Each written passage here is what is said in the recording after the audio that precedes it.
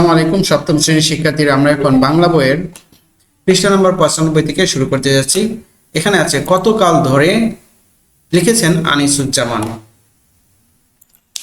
তো প্রিয় শিক্ষার্থীরা, এখানে দেখো বাংলাদেশের ইতিহাস প্রায় 2500 বছরের ইতিহাস, হয়তো আরো বেশি সময়। এই ইতিহাসের সবটা আজও ভালো করে জানা নেই আমাদের। আলো আঁধারের খেলায় অনেক পুরনো কথা ঢাকা পড়েছে। প্রিয় শিক্ষার্থীরা, এই 95 পৃষ্ঠাটা তোমরা সুন্দর করে রিডিং পড়ে নিবে। আমি আর পড়লাম না, কারণ রিডিং পড়তে গেলে অনেক সময় লাগবে। তারপরে আছে 96 পৃষ্ঠাটাও তোমরা রিডিং পড়ে নিবে, ঠিক আছে? প্রতিটা পৃষ্ঠা ভালো করে রিডিং পড়ে নিবে। এখন আসছি 97 পৃষ্ঠা। দেখো 97 পৃষ্ঠায় কিছু শব্দার্থ দেওয়া আছে, একটু পড়ে নিই শব্দার্থগুলো। গর্দান যাওয়া মানে মাথা কাটা। ঘোড়াচোর এক ধরনের খোপার নাম। ঢুলি হচ্ছে ছোট পালকি। তাগা মানে বাহুতে পরার অলংকার। তরঙ্গ কানে পরার অলংকার। তো তিল পল্লব হচ্ছে তিল গাছের কচি পাতা। এভাবে তোমরা স্নান স্নিগ্ধ কেশ ধোয়া চুল এ পর্যন্ত পড়ে নিবে। এখন দেখো 98 পৃষ্ঠায় আছে পড়ে কি বুঝলাম। আমরা যে গল্পটা পড়লাম, এতে আমরা কি কি পড়েছি। এখানে কতগুলো প্রশ্ন দেওয়া আছে, ক, খ, গ, ঙ। এটা 98 পৃষ্ঠায়। তাহলে চলো আমরা 98 পৃষ্ঠার প্রশ্নগুলো আনসার করে নিই। তারপরে আছে দেখো 99 পৃষ্ঠায় আরেকটা খালি জায়গা আছে, ঠিক আছে? এখানে বলছে কতকাল ধরে রচনায় লেখক যা বলেছেন তা নিজের ভাষায় বলো এবং নিজের ভাষায় লেখো। ওকে, তারপরে দেখো এখানে আছে যে একটা ছক দেওয়া আছে, গতকাল ধরে রচনাটি যেসব বক্তব্য নিয়ে তোমার মতামত রয়েছে বা মনে প্রশ্ন জেগেছে তা নিচের চকে লেখো। আমরা এই চকটাও পূরণ করব। ওকে, এটা হচ্ছে পৃষ্ঠা নাম্বার 100। ওকে, তারপরে এখানে দেখো পৃষ্ঠা নাম্বার 101। এই রিডিংটা তোমরা পড়ে নিবে। এটা আমি পড়বো না, আমি শুধু ছকগুলো পূরণ করবো। এখন 101 গেল। 102 দেখো, এখানে বলছে এভাবে এই ছকের উপাত্ত বিশ্লেষণ করে আরো কয়েকটি বাক্য রচনা করো। এটা হচ্ছে পৃষ্ঠা নাম্বার 102। আর পৃষ্ঠা নাম্বার 103 আমরা এখন 103 পর্যন্ত সবগুলো প্রশ্ন সমাধান করব। আমাদের প্রথম প্রশ্নটি ছিল এই রচনাটি কোন বিষয় নিয়ে লেখা। এটার উত্তর হবে এই রচনাটি প্রাচীন বাংলাদেশের ইতিহাস ও সংস্কৃতি বিষয়ে লেখা। খ নম্বরের প্রশ্নটি ছিল এই লেখা থেকে কয়েকটি বিশ্লেষণমূলক বাক্য খুঁজে বের করো। তো উত্তর হবে এই লেখা থেকে কয়েকটি বিশ্লেষণমূলক বাক্য নিম্নরূপ। একটা হচ্ছে সরু সাদা চালের গরম ভাতের কদর সবচাইতে বেশি ছিল মনে হয়। উপরের বর্ণনা দিতে গিয়ে বারবার বলতে হয়েছে সকলে একরকম ছিল না। আরেকজন এঁকেছেন সংসারের ছবি। 4 নাম্বার হচ্ছে সরু চালের সাদা গরম ভাতে ঘি কত কাল ধরে কত মানুষ শুধু স্বপ্নই দেখে আসছে। ওকে, আমরা দুইটা প্রশ্ন পড়েছি। 3 নম্বর প্রশ্নটি হচ্ছে বিবরণমূলক লেখার সাথে এই লেখাটি কি কি মিল আর অমিল রয়েছে। দেখো বিবরণমূলক লেখার সাথে এই বিশ্লেষণ লেখার আর বিয়ে এই লেখাটির বিষয়ে এখানে কি হবে, বিষয়ে মিল অমিল দুটোই রয়েছে। বিবরণমূলক লেখায় কোনো বিষয় বা ঘটনার বিবরণ থাকে যা এই লেখায় আছে। অন্যদিকে বিশ্লেষণের একটি অংশ হিসেবে গণ্য হয় বিবরণমূলক লেখা। বিবরণমূলক লেখা বিশ্লেষণমূলক লেখার উপাদান মাত্র। বিবরণমূলক লেখার মাধ্যমে বিশ্লেষণমূলক লেখায় পৌঁছানো সম্ভব। প্রিয় শিক্ষার্থীরা, এখন যাব আমরা 4 নম্বর প্রশ্নে। তথ্যমূলক লেখার সাথে এই লেখাটির কি কি মিল অমিল আছে। দেখো এটার উত্তর হবে তথ্যমূলক লেখার সাথে এই বিশ্লেষণমূলক লেখার মিল অমিল দুটোই রয়েছে।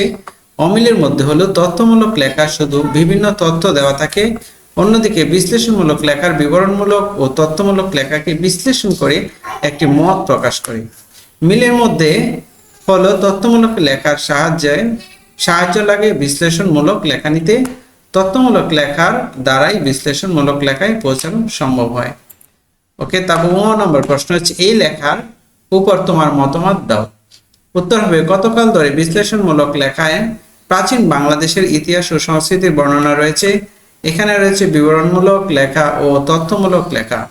বাংলাদেশের আমরা প্রাচীনকালের বাঙালির ইতিহাস সম্পর্কে জানতে পারি। ওকে প্রিয় শিক্ষার্থীরা, পৃষ্ঠা নাম্বার 99 এতে আছে নির্দেশনা, যে কতকাল ধরে রচনায় লেখক যা বলেছে তা নিজের প্রশ্ন ভাষায় বলো এবং নিজের ভাষায় লেখো, অর্থাৎ নিজের ভাষায় বলো এবং লেখো। এখানে প্রশ্ন শব্দটা হবে না, এটা উত্তর হবে যে কতকাল ধরে বিশ্লেষণমূলক লেখায় আমরা 2500 বছরের ইতিহাস সম্পর্কে জানতে পারি। এককালে এদেশের রাজাদের চেয়ে মানুষের দাম বেশি ছিল, কিন্তু এক সময় রাজারা রাজত্ব শুরু করে দিলে সাধারণ প্রজারা পিছনে পড়ে যায়, কেননা তখন রাজাদের নাম বড় বড় অক্ষরে লেখা হতো। 1000 বছর আগে পুরুষরা ধুতি পরতো আর মেয়েরা শাড়ি পরতো। এছাড়া তৎকালীন বিভিন্ন পোশাকের বর্ণনা দেওয়া হয়েছে। সাজসজ্জার দিকে বেশ ঝোঁক ছিল প্রাচীন বাঙালির। তখন নারী পুরুষরা নানা ধরনের সাজে সজ্জিত করত তাদের। আবার মেয়েদের মতো ছেলেরাও সে যুগে অলংকার ব্যবহার করত, সোনার অলংকার পরতো, আর মেয়েরা নানা ধরনের অলংকার ব্যবহার করত। বাঙালি মাছ ভাত বেশি পছন্দ। বাঙালির মাছ ভাত বেশি পছন্দ। তখন বাঙালিরা বিভিন্ন ধরনের খাবার খেত। ফলমূল, মাছ, মাংস খুবই প্রিয় খাবার ছিল। সেকালে পুরুষরা বিভিন্ন খেলায় অংশগ্রহণ করত। বিভিন্ন ধরনের বাদ্যযন্ত্রের প্রচলন ছিল। প্রাচীন কাল আর নেই। বর্তমানে ধনী গরিব এর ব্যবধান বেড়ে গেছে। মানুষ ভালোভাবে বেঁচে থাকতে চায়। কতকাল ধরে মানুষ এই স্বপ্ন দেখে আসছে। ওকে প্রিয় শিক্ষার্থীরা, পৃষ্ঠা নাম্বার 100 দেখো, এখানে একটা ছক দেওয়া আছে কি কতকাল ধরে যেসব বক্তব্য নিয়ে আমার মতামত রয়েছে বা মনে প্রশ্ন জেগেছে তা নিজের চকে লিখি। কতকাল ধরে রচনায় যা আছে, একালে রাজাদের চেয়ে সাধারণ মানুষের দাম বেশি ছিল, অর্থাৎ তখন। আর আমার মতামত হচ্ছে তথ্যটি সঠিক কিনা তা যাচাই করতে হবে। একালে ভেড়া লড়াই আর মোরগ মুরগির লড়াই বাঁধানো হতো। আর এ ধরনের প্রতিযোগিতা হয়েছে কিনা তার উপযুক্ত প্রমাণ খুঁজে বের করতে হবে। মোরগ মুরগির লড়াই বাঁধানো হতো, ঠিক আছে। তো আমার মতামতটা কি দিয়েছি, এ ধরনের প্রতিযোগিতা হয়েছে কিনা উপযুক্ত প্রমাণ খুঁজে বের করতে হবে। প্রিয় শিক্ষার্থীরা, তারপরে দেখো 101 এবং 102 পৃষ্ঠায় আছে যে আমাদের কিছু তথ্য, যে পশ্চিমবঙ্গে সবচেয়ে বেশি সংখ্যায় শরণার্থী ক্যাম্প ছিল। উত্তরপ্রদেশে মাত্র একটি শরণার্থী ক্যাম্প ছিল। উত্তরপ্রদেশে 10,000-এর বেশি মানুষ আশ্রয় নিয়েছিল। পশ্চিমবঙ্গে সবচেয়ে বেশি সংখ্যক শরণার্থী আশ্রয় নিয়েছিল। পশ্চিমবঙ্গের পরেই ত্রিপুরায় বেশি শরণার্থীর ক্যাম্প ছিল। মধ্যপ্রদেশে মাত্র 3টি ক্যাম্পে 2 লাখের বেশি শরণার্থী ছিল। আসামের মোট আশ্রয় কেন্দ্র ছিল 28টি। বিহারে 8টি আশ্রয় কেন্দ্রে মোট 36,732 জন মানুষ আশ্রয় নিয়েছিল। তো ভারতে মোট 825টি আশ্রয় কেন্দ্রে মানুষ আশ্রয় নিয়েছিল। প্রায় 1 কোটি মানুষ ভারতে আশ্রয় গ্রহণ করেছিল। ওকে, তারপরে দেখো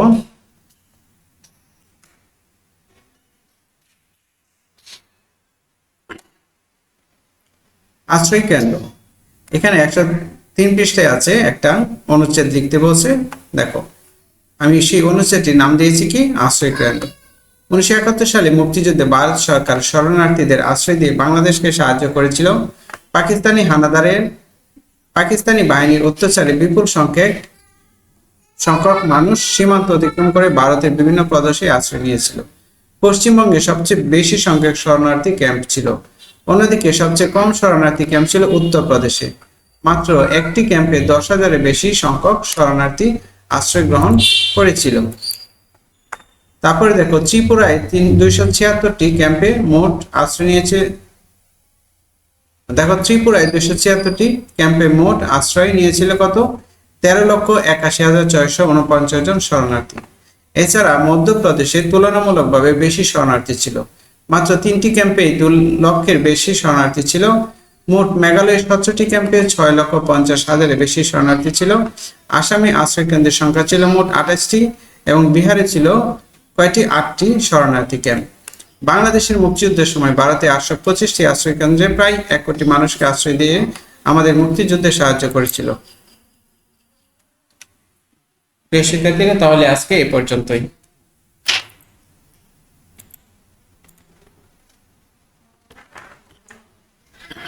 ওকে প্রিয় শিক্ষার্থীরা, দেখো তাহলে এই যে লেখা নিয়ে মতামত এই ছকটাও আমরা কি পূরণ করেছি। তারপরে দেখো আরো আছে, এটা হচ্ছে 100 পৃষ্ঠা। তারপরে নিচে দেখো তথ্য বিশ্লেষণ থেকে আমাদেরকে উপাত্ত বিশ্লেষণ এটা দেওয়া আছে, এটা থেকে কি করেছি আমরা অলরেডি 101 পৃষ্ঠার এই ছকটি পূরণ করেছি। এখন বলছি এইভাবে এই ছকের উপাত্ত বিশ্লেষণ করে আরো কয়েকটি বাক্য রচনা লিখি। এটা আমরা আরো কয়েকটি বাক্য রচনা অলরেডি লিখেছি। প্রিয় শিক্ষার্থীরা, তোমরা ভিডিওটি দেখো, আশা করি তোমাদের উপকার হবে।